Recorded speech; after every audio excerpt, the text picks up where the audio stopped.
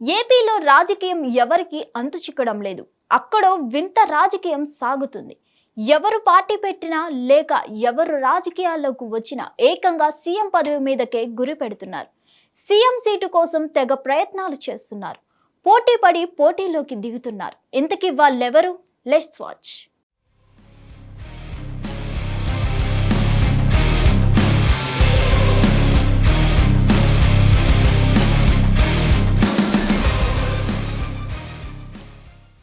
ఏపీలో CM seat కోసం పోటీ గట్టిగానే నడుస్తుంది. అయితే కొత్తగా పార్టీ పెట్టినా అది పాత పార్టీ అయినా సరే అందరి గురి ఉండేది మాత్రం సీఎం సీటు పైనే. ఇది గతానికి పూర్తిగా ఆపోజిట్ అనే చెప్పాలి. ఎందుకంటే గతంలో ఎంత సీనియర్ నాయకులైనా సరే డైరెక్ట్ సీఎం ఎవరూ కాలేదు. ఉదాహరణకు కోట్ల విజయభాస్కర్ రెడ్డి చెన్నారెడ్డి, పివి నరసింహారావు, బ్రహ్మానందరెడ్డి, నేదురుమల్లి జనార్దన రెడ్డి, వైఎస్ఆర్ మరియు చంద్రబాబు వంటి వారు అంతా ఎమ్మెల్యేలుగా నెగ్గి మంత్రులుగా అయి అధికారంలో ఉంటూ విపక్షంలోనూ ఉంటూ ఆఖరుకు సీఎం పదవిని అధిష్ఠించారు.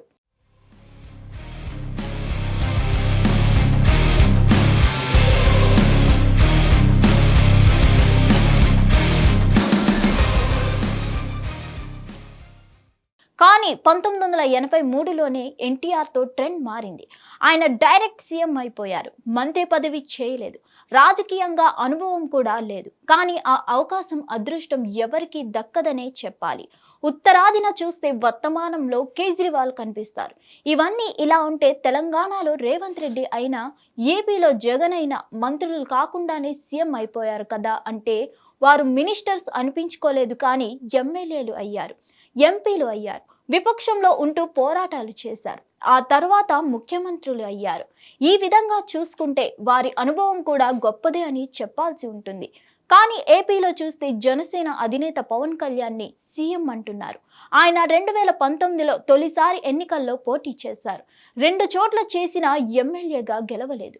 ఆయన గెలిచి అసెంబ్లీలోకి వచ్చి ఉంటే అనుభవం కొంత సంపాదించి ఉండేవారన్నమాట ఉంది. పవన్ పోనీ ఎన్నికల రాజకీయాలైనా చూసారా?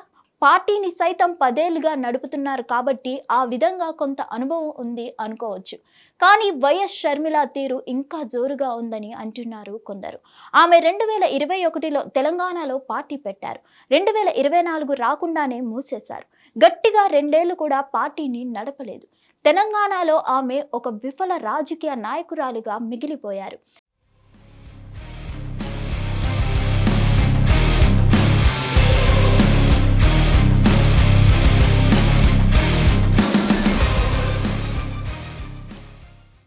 ఇంకా చెప్పాలంటే షర్మిల తెలంగాణలో జరిగిన ఎన్నికల్లో పోటీ కూడా చేయలేదు.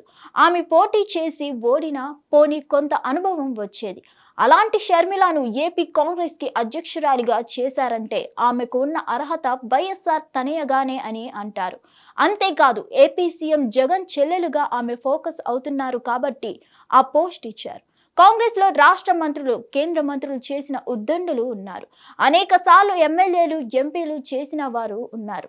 అయినా సరే ఏపీ కాంగ్రెస్ లో షర్మిలను ముందు పెట్టి రాజకీయ అవకాశాలను వెతుక్కుంటున్నారు.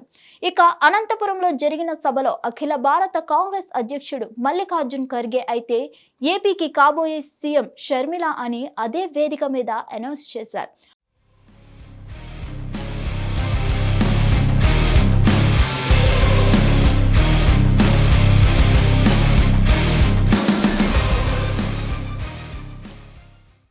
అయితే ఎంతో మంది సీనియర్ నాయకులు, అంతకు మించి గొప్ప నాయకులు ఉండగా షర్మిల కాంగ్రెస్ సీఎం అని పెద్ద ఆయన ఎలా అన్నారో అన్న చర్చకు తెరలేచింది. ఏది ఏమైనా సీఎం అని ప్రకటించడం మంచిదే, కానీ సీనియర్లు, అనుభవం పండిన వారి నుంచి కూడా ఈ తరహా మాటలు రావడం చిత్రమని అంటున్నారు. ఇక ఏపీలో విభజన తర్వాత సమస్యలు వేయింతలు అయ్యాయి. కాగా అనుభవం ఉన్నవారు అనే చంద్రబాబును 2014లో సీఎంని చేశారు. జగన్ని అలా 5 ఏళ్లు విపక్షంలో ఉంటూ అనుభవం సంపాదించమని జనాలు చెప్పి అలా 2019లో ఛాన్స్ ఇచ్చారు. ఇప్పుడు చూస్తే ఏపీ వరకు బాబు, జగన్ ఇద్దరికి అన్నీ తెలుసు.